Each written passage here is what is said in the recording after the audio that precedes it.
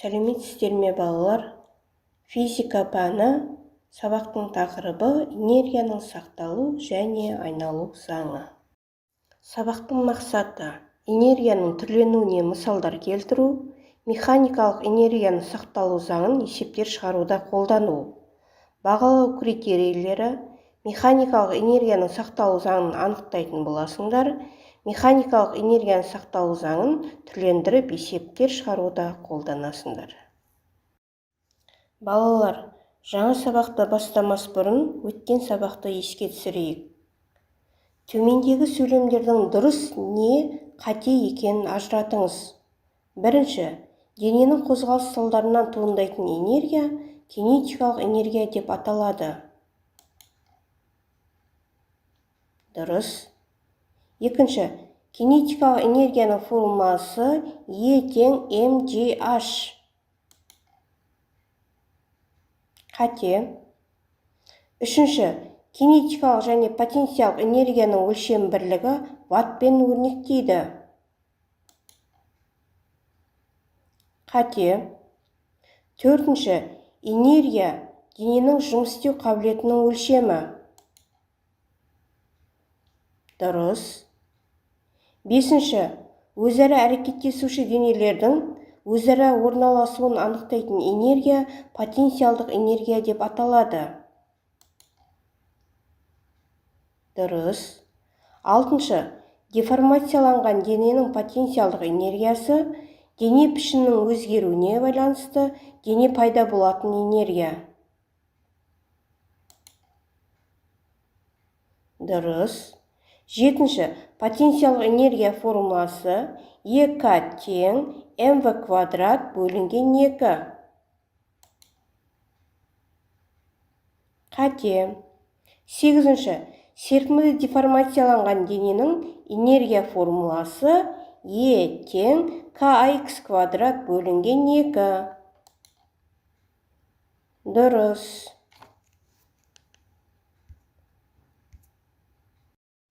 Балалар, енді энергияның сақталу және айналу заңын анықтайтын бейнероликке назар аударайық. Теннис добын секундына 20 метр жылдамдықпен лақтыруға болады. Осы жерден анық көретініміз, басында шардың қолға қатысты потенциалдық энергиясы нөлге тең. Кинетикалық энергияны формулаға масса мен жылдамдық мәндерін қоя отырып есептеуге болады. Көріп отырғанымыздай, биіктіктің артуымен шардың потенциалдық энергиясы артады. Бірақ доптың жылдамдығы кемейді, сондықтан оның кинетикалық энергиясы кемейді. Ақыр соңында 2 секундтан кейін доп тыныштық күйіне келеді. Оның жылдамдығы нөлге тең.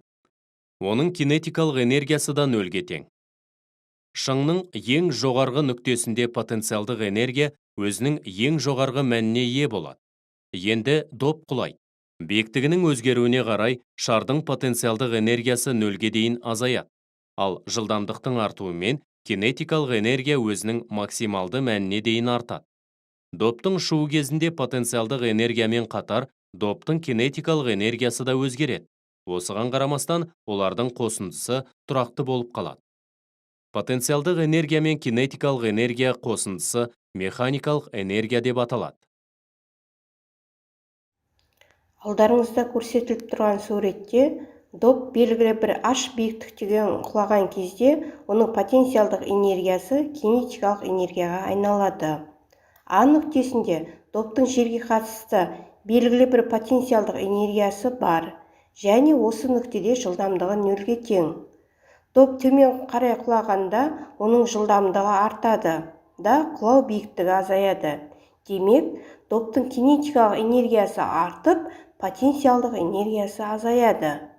Жерге соғылған мезетте, яғни В нүктесінде потенциалдық энергия нөлге айналып, ал кинетикалық энергия ең үлкен мәнге ие болады.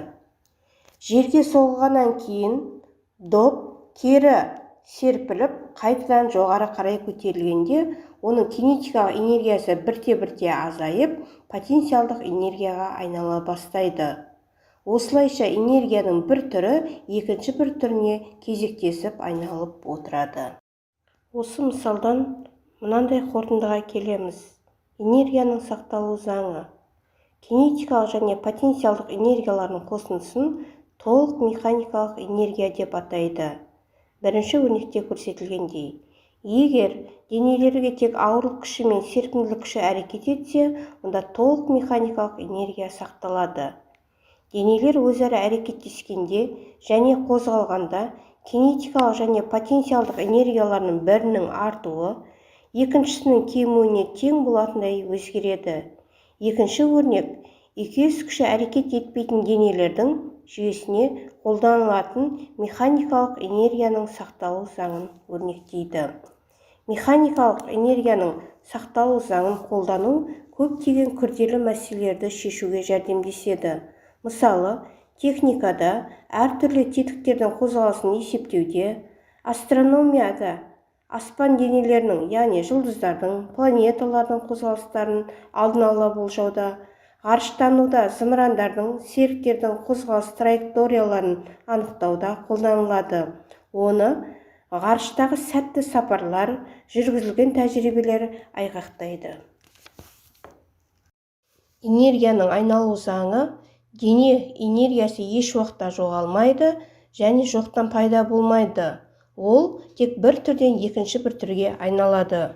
Сонымен, механикалық энергия із-түзсіз жоғалып кетпейді. Ол механикалық емес энергия түріне айналып, басқа денелерге беріледі.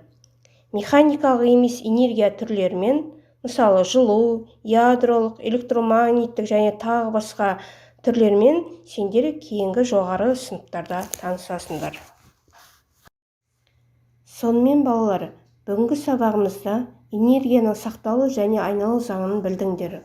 Олай болса, есеп шығаруда осы энергияның сақталу және айналу заңын қолдана аламыз ба? Байқайық. Бірінші тапсырма. Бірінші, суретте желбіршектің потенциалдық энергиясы минималды және максималды болатын нүктені белгілеңіз. Екінші, бірінші нүктеден лақтырылған тас жерге еркін түседі. Тастың қозғалу траекториясы суретте бейнеленген. Берілген нүктелердің ішінен тастың жылдамдығы минимум мәнге ие болатын нүктені белгілеңіз. Екінші тапсырма. Бірінші есеп. Дененің белгілі бір биіктіктегі потенциалдық энергиясы 2 килоджоуль, ал кинетикалық энергиясы 3 килоджоуль болса, оның механикалық энергиясын табыңыздар. Берілгені: кинетикалық энергия 2 килоджоуль, потенциалдық энергия 3 килоджоульға тең, табу керек механикалық энергияны. Халықаралық бірліктер жүйесінде 2 килоджоуль 2000 джоульға тең, 3 килоджоуль 3000 джоульге тең. Формуласы: механикалық энергияны табу үшін кинетикалық энергия мен потенциалдық энергияның қосындысына тең. Шешуі: механикалық энергия тең 2000 джоуль плюс 3000 джоуль тең 5000 джоуль. Сонда механикалық энергия 5000 джоульге тең. Екінші есеп. Массасы 8 кг дененің 5 метр биіктіктегі жылдамдығы 3 метр бөлінген секунд болса, толық энергиясын табыңыздар. Бұл есепті өз беттеріңше орындаңдар. Балалар, енді бүгінгі сабақ бойынша кері байланыс беріңдер. Бүгін мен білдім. Мен үйрендім. Қолымнан келді. Қиындық тудырды. Үй жұмысы. Бірінші, суреттегі денелер қандай энергияларға ие? Қандай энергия түрленулері болып жатыр? Дәптерге жауаптарын жазыңыздар.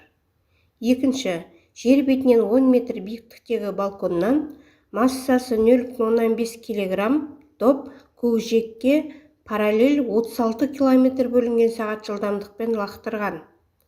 Жерге түсер кездегі доптың механикалық энергиясын анықтаңдар. Балалар, назар аударғандарыңызға рахмет, қош сау болыңыздар.